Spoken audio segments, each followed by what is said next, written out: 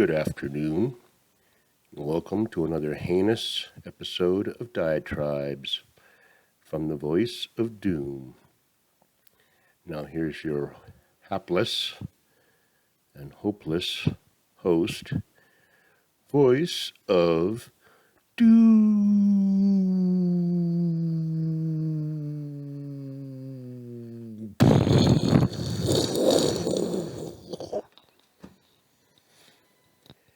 Hello.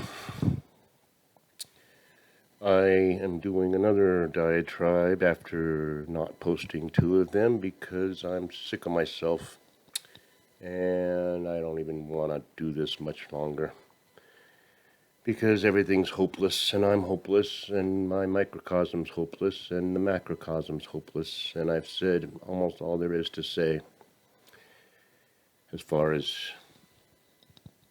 our doom. But it was a horrible day. Nothing bad happened, but I was angry because I can see how things are going to be. And it has to do with everyday living. Now, first of all, I'll tell you why I didn't post my other two diatribes.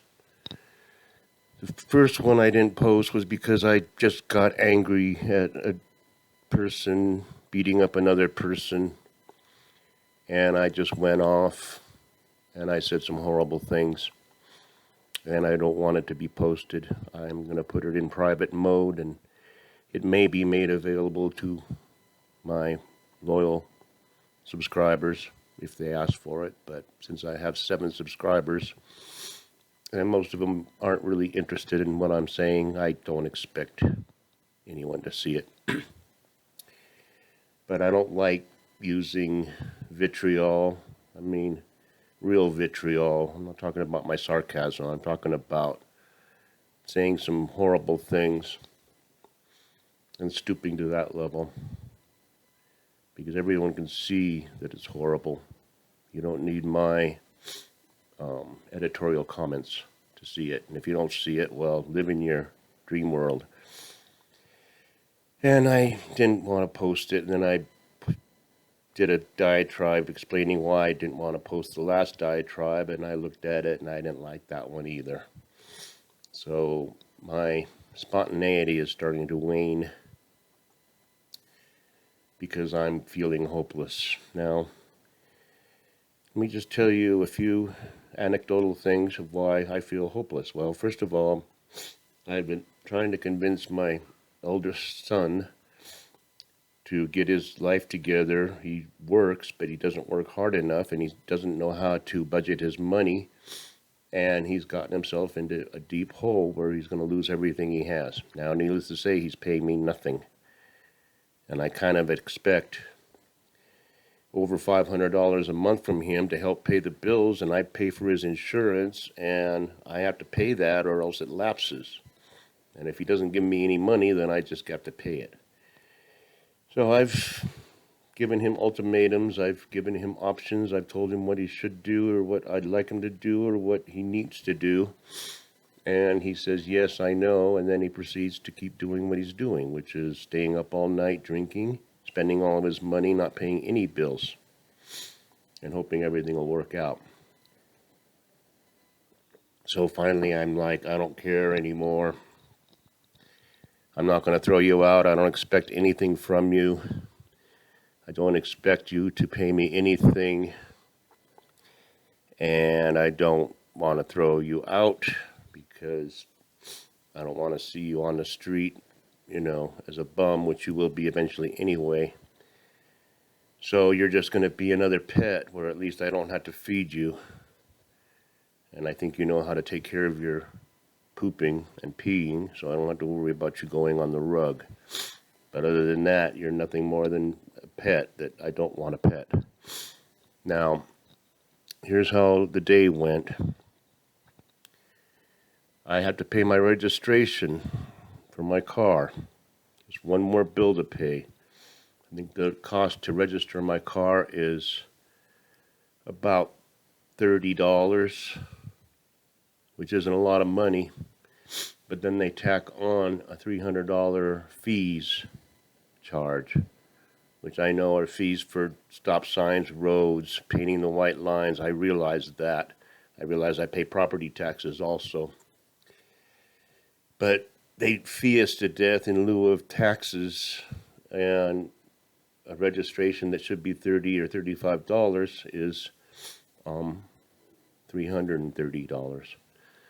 So that's the way they get you there. Now, I lost my mate, and I saw at the city hall when I was paying my property tax that you can get a discount on your registration if you're a widower. Okay, so I applied for that, and I got a discount. And they said, well, you have to go to the DMV. You can't use the kiosk or anything, which I'm used to using. It's very convenient. And why they haven't automated everything. Everything should be in the computer so that when you do it online, everything's all in there. But they just don't have the capacity to have that, linked up. They link up when they want to link up, but they don't link up to make things easier for people. Oh yeah, the city hall knows immediately when your car isn't insured. That's all in the database, but they won't make it so that you can pay your registration online if you have a discount. So I have to go to the DMV, so I go between noon and 1 thinking I know people are having their lunch break, but by 1 o'clock, and the DMV's always been good in Carson City compared to others. So, but when I got there, the sign was in big, bold, big sign blocking the door saying, "Stop, do not enter. We are full to capacity for the day. Please make an appointment or come back tomorrow." Which means that they don't want any more people in there, and it's just 12:30 in the afternoon. They're open till 5. Now I looked inside, and I saw about half as many people as I usually see in the DMV at any one given time. So I know for a fact that they're not full to capacity, but you see the last 2 years has made it so the bureaucrats have gotten used to working less, having less people to deal with. They use COVID, social distancing, building capacity, whatever they want to call it, to say we're full to capacity for the day. So I know they're having the easy life. They're not getting a cut in pay either. They're doing less work, and I don't envy DMV people what they have to do, but you just keep taking people all day long and then you go home. But no, the pandemic's still raging. So I left, and I was angry, and I was screaming a little bit outside. I wasn't screaming bloody murder, but I was ranting and raving, and people gave me funny looks, and it's like, well, you'll be ranting and raving as soon as you get in that building. So that was that. Then I went to the grocery store, and I just still saw people wearing masks here and there, and I'm like, well, what are they trying? I mean, are they susceptible to something? Is this thing still in the air? I don't know. But it's irritating because there's just a lot of people that just follow the dictates, and then they keep following, and then I'm always going to wear a mask outside or out in public forever. Which is fine, but it just keeps on driving home the point that we're not out of the woods, and I don't think we've gotten in deep enough in the woods to even start coming out. So I was mad about that, mad about the kid, mad about myself, because I know I have to buckle down to get everything paid off because I can't rely on anybody else. And I'm not the most responsible person in the world, so I always make it so there's pressure. I have to have pressure. So it's horrible. And I will go through a few quick comments on current events since everybody's talking about Kanji, Brown, whatever the hell. Now, we knew that Petri Dish would want to get a liberal person, and he already showed his hands. He couldn't be subtle. He has no decorum. He has no finesse.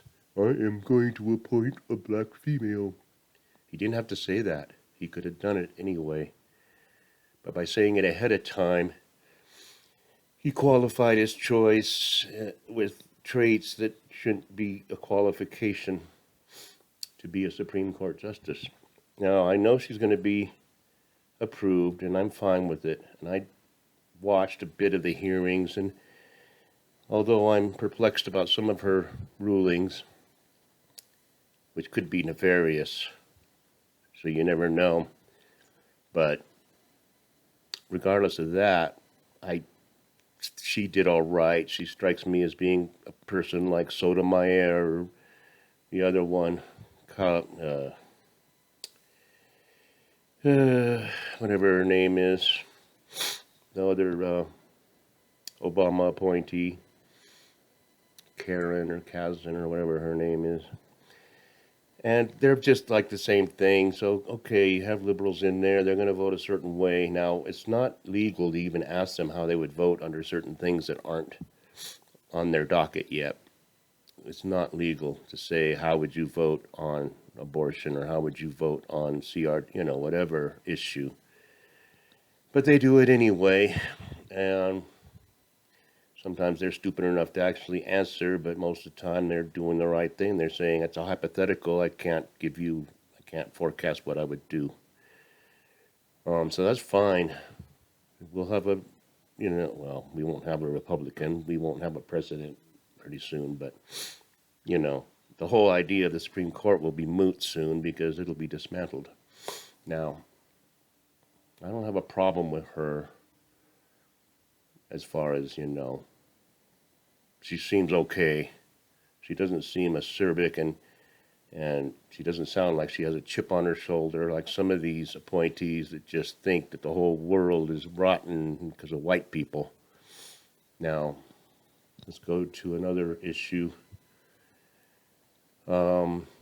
They're just wallowing around with Ukraine. Petri dish is going to Brussels, and I guess he's going to talk with the Sprouts about what is to be done. And they will say, I can already predict it, severe sanctions, severe repercussions. There will be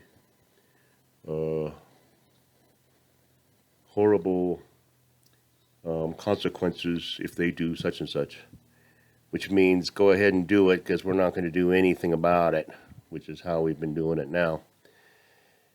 And I don't know what we should do about it. I really don't, because, we arm the Ukrainians, and that's fine, and it's just going to escalate and escalate and escalate, because this madman over here in the Kremlin does not want to admit defeat, and he'd sooner blow up the whole place with atomic weaponry than admit defeat.